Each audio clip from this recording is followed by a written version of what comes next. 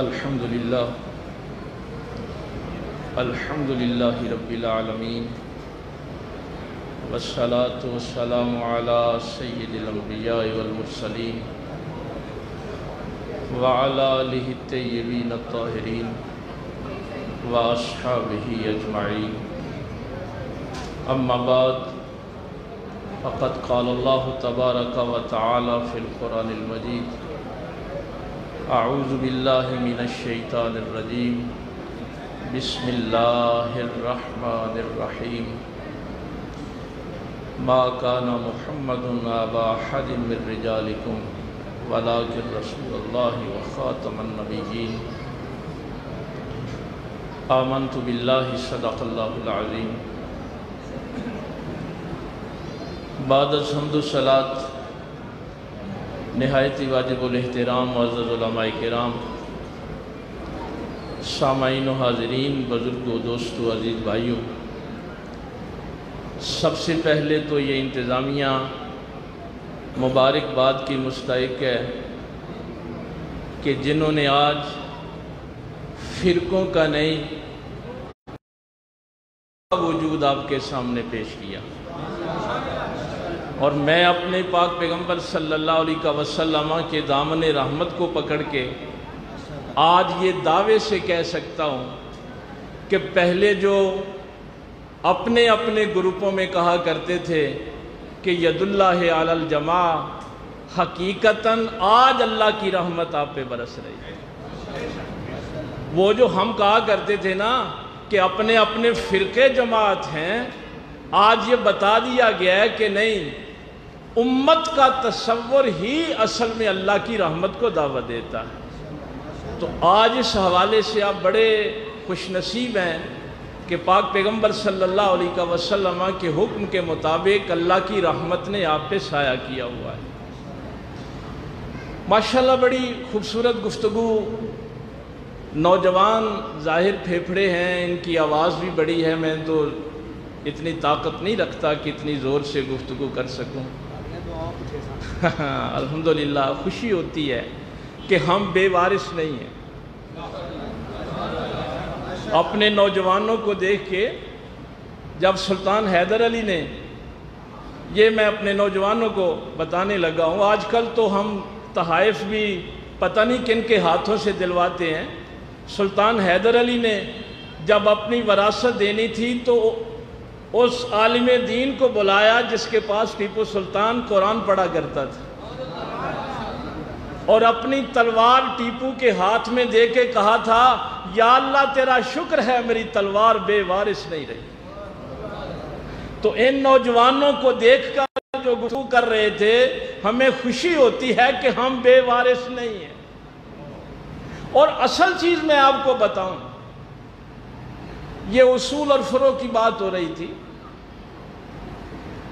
ادیان مختلف آپ کو ملیں گے، تقابل ادیان میں یہ بحثیں چلتی ہیں، اکیڈمک گفتگو ہے۔ ہر نبی نے توحید، رسالت اور آخرت کی بات کی، لیکن ان پہ نبوت ختم کیوں نہیں ہوئی؟ بھائی عیسیٰ علیہ السلام نے بھی تو یہی دعوت دی نا، توحید کی دی، رسالت کی دی، آخرت کی دی۔ نوح علیہ السلام نے بھی یہی دی، موسیٰ علیہ السلام نے بھی یہی دی، لیکن ان پہ نبوت ختم نہیں ہوئی۔ یہ ایک لمبا چیپٹر ہے، بہت لمبی گفتگو ہے، لیکن اس میں سے ایک نقطہ جو ہمارے محققین نے بیان کیا ہے وہ یہ ہے کہ پچھلے جتنے انبیاء کرام گزرے، یا تو ان کی موجودگی میں ہی شرک شروع ہو گیا، یا ان کی وفات کے بعد شرک شروع ہو گیا۔ بس ایک ایک اشارہ مجھے پتہ ہے، اور میں جو لوگ مجھے سنتے رہتے ہیں ان کو پتہ ہے میں وقت کی بہت پابندی کرتا ہوں۔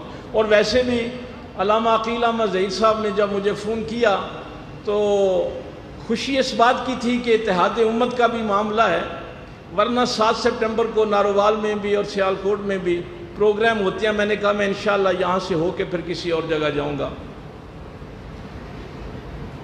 موسیٰ علیہ السلام میں صرف اشارے کروں گا، آیات پڑھوں گا تو پھر ذرا وقت زیادہ لگ جائے گا۔ علماء بیٹھے ہیں 40 دن کے لیے کوہ طور پہ گئے اور پیچھے امت نے بچڑے کو سجدے کرنے شروع کر دیے. 40 دن بھی نہیں گزار سکے نبی کے بغیر. یہود نے کہا عزیر اللہ کا بیٹا ہے، نصارہ نے کہا عیسیٰ اللہ کا بیٹا ہے. اور یہ پیغام تو سارے نبیوں نے دیا. سرکار مدینہ صلی اللہ علیہ وسلم پہ نبوت اس لیے بھی ختم کی گئی کہ اللہ نے اپنے محبوب کو صحابہ و اہل بیت ایسے دیے تھے جو توحید پر پہرا دے سکتے تھے.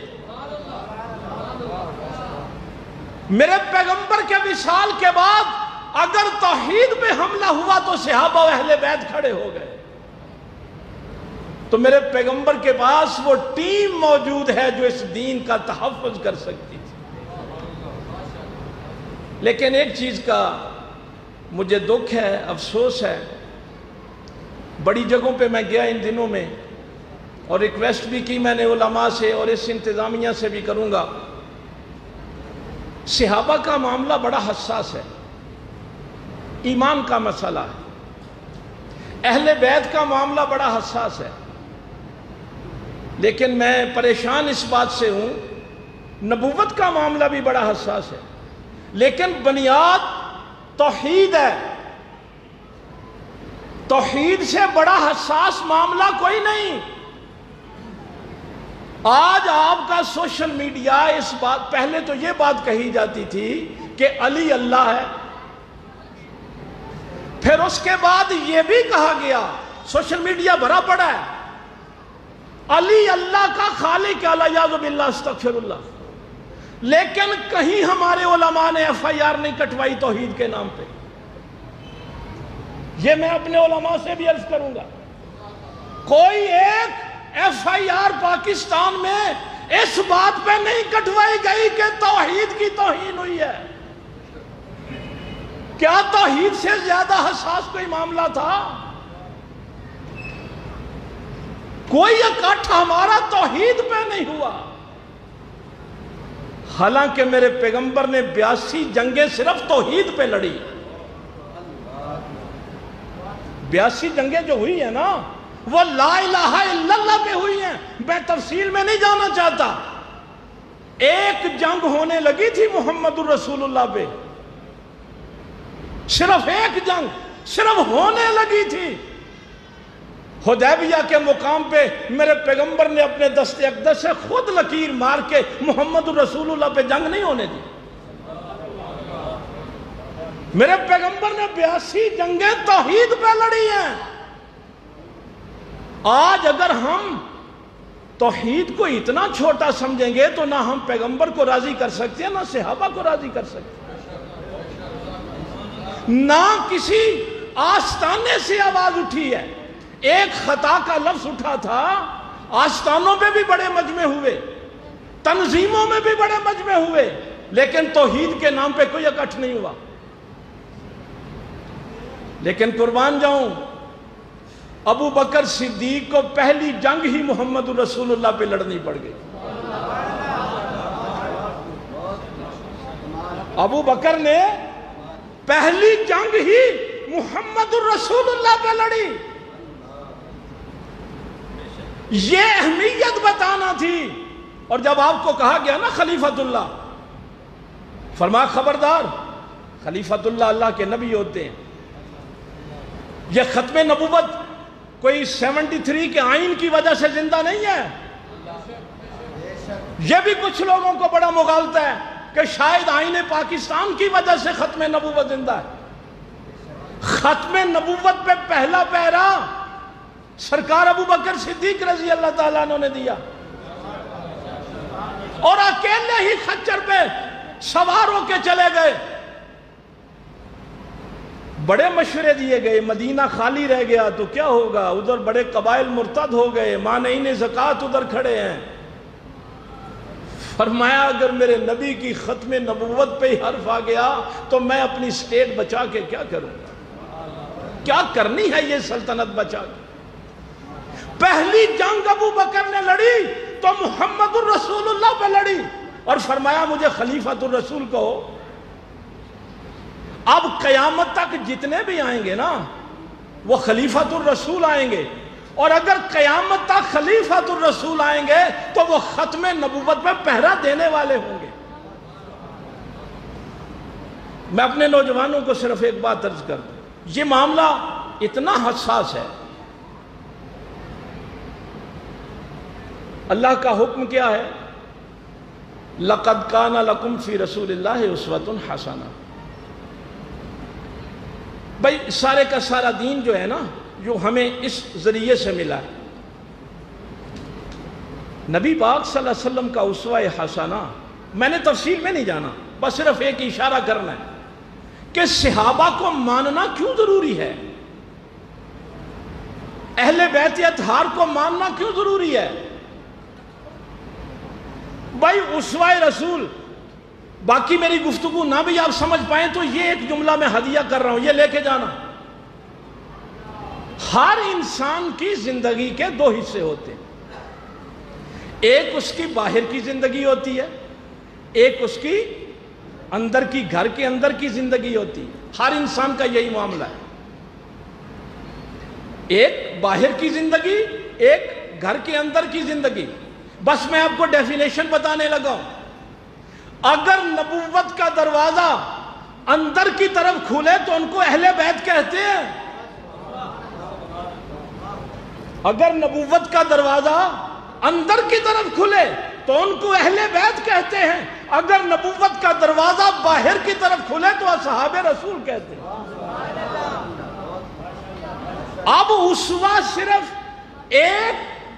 ایک زندگی کے حصے سے اسوہ حسنہ مکمل نہیں ہوتا،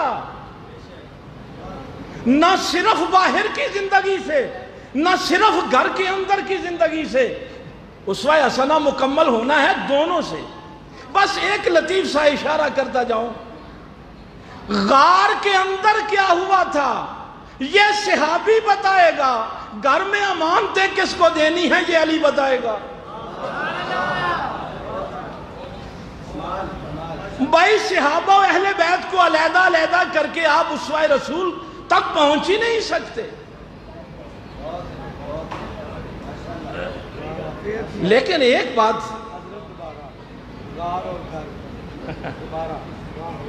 بھائی یہ سارا سفر جو ہے، جتنا بھی سفر ہے، اور ویسے بھی میں آپ نوجوان بچوں کو یہ بات عرض کروں کہ اگر کوئی سرکار ابو بکر صدیق رضی اللہ تعالیٰ عنہ کے متعلق گفتگو کرے گا تو وہ اللہ کی مخالفت کر رہا ہے۔ یہ ہجرت کا سفر، میں کیا بتاؤں، اس رات میرے پاک پیغمبر صلی اللہ علیہ وسلم پہ جو پریشانیاں تھیں، جو تکالیف تھیں، جو مصائب تھے، میرے پیغمبر نے اس رات اعتبار ہی ان دونوں پہ کیا۔ بھائی مکے سے مدینے تک کے پورے سفر میں اپنی حفاظت کے لیے جس پہ اعتبار کیا وہ ابو بکر صدیق ہے، اور جس پہ میرے پیغمبر اعتماد کریں اور اللہ فرمائے فَأَنزَلَ اللَّهُ سَكِينَتَهُ۔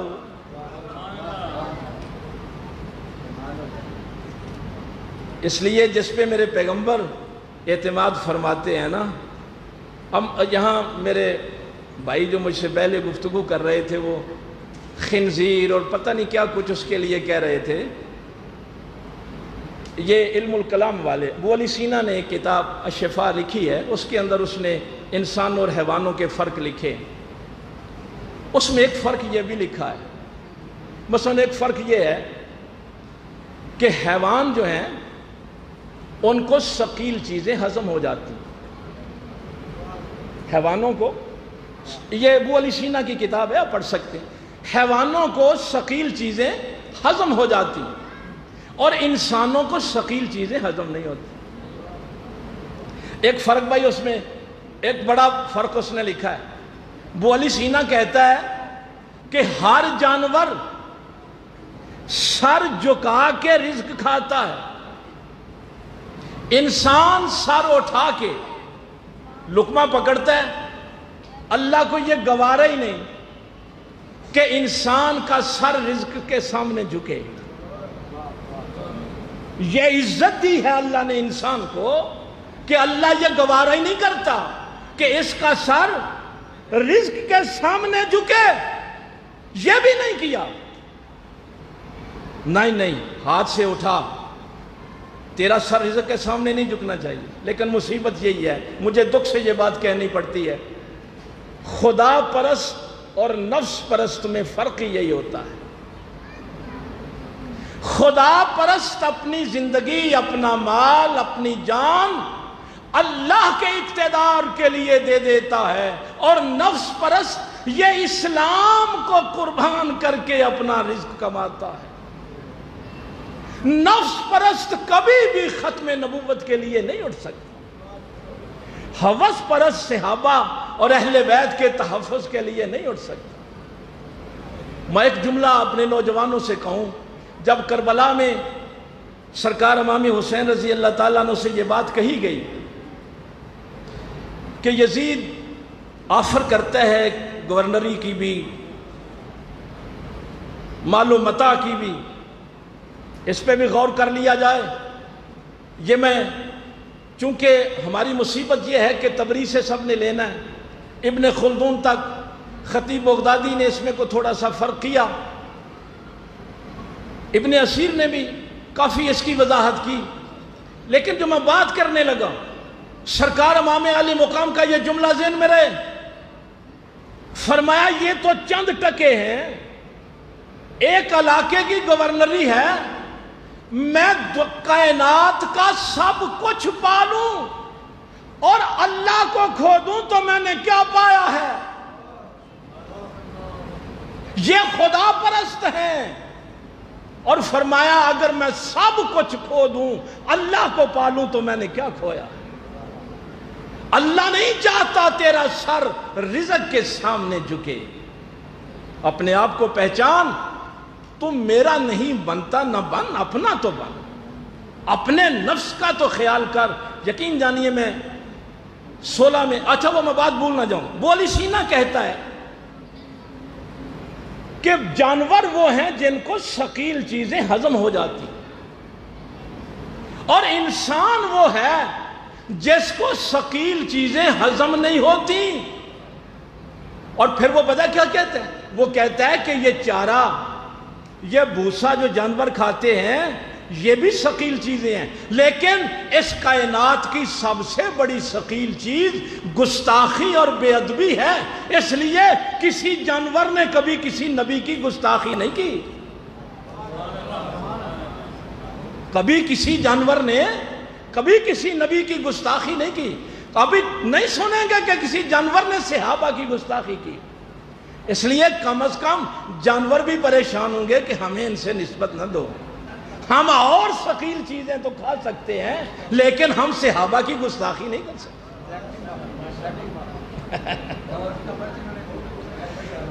بھائی ان کا جو معاملہ ہے وہ اللہ تعالی، ہم کیا ان کو کہہ سکتے جو اللہ کی بارگاہ سے ہی راندہ درگاہ ہو جائیں.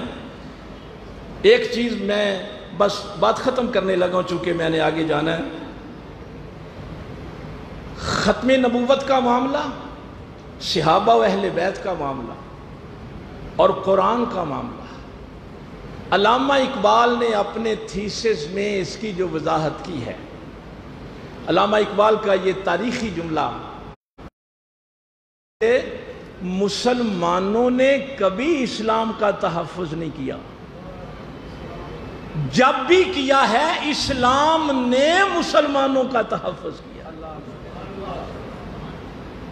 بھائی جب تم مخلص ہو جاؤ گے اللہ رسول کے ساتھ تو پھر تتنزل علیہم الملائکہ.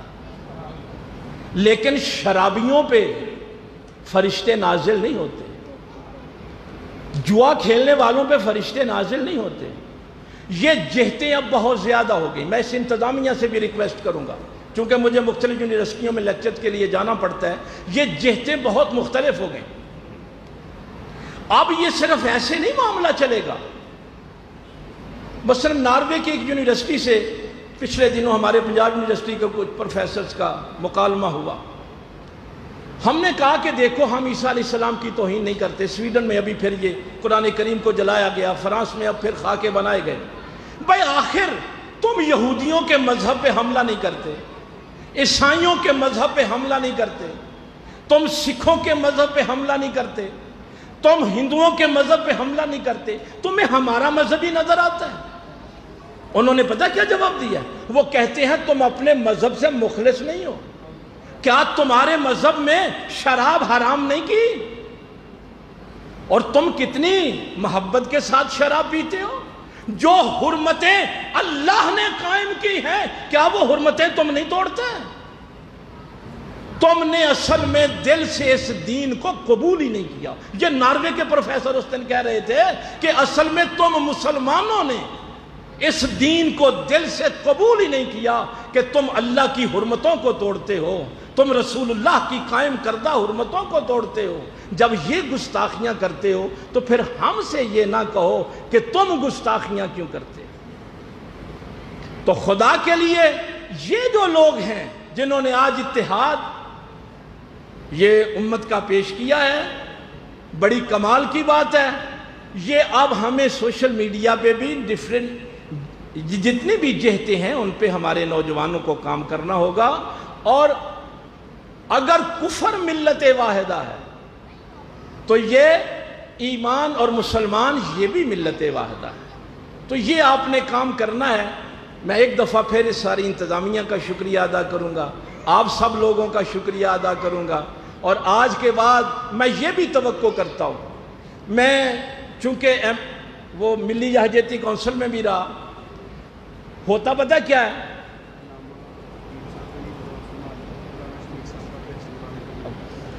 ٹھیک ہاں, تو یہ میں اس لیے کہہ رہا ہوں کہ اگر اب آپ کے اتحاد کو کوئی ہم میں سے مولوی توڑنے کی کوشش کرے تو ان کو کہنا کہ نہیں ہمیں امت رہنے دو. بھئی اب آپ کی بھی مرضی, ہاں آپ کی بھی مرضی شامل حال ہونی چاہیے کہ ہمیں امت رہنے دو.